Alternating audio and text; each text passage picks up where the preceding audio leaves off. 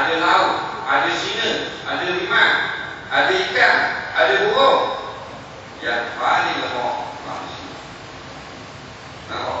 Paling lemah. Kulikul insan dhaifan. Diciptakan manusia itu atas jasmani yang paling lemah.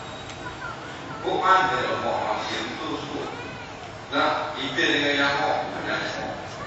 Kalau kata gajah, kalau nak tari-tari dengan gajah, pasal gajah apa ikan, dua belakang tengok.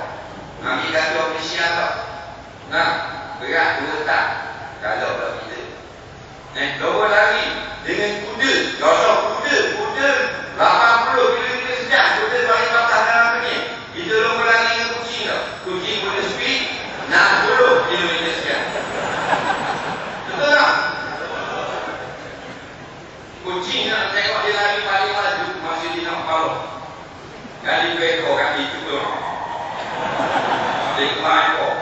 Masih dia kembang ekor tu dia naik.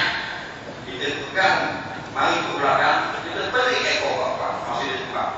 Baik dia akan lari 60 km sejam.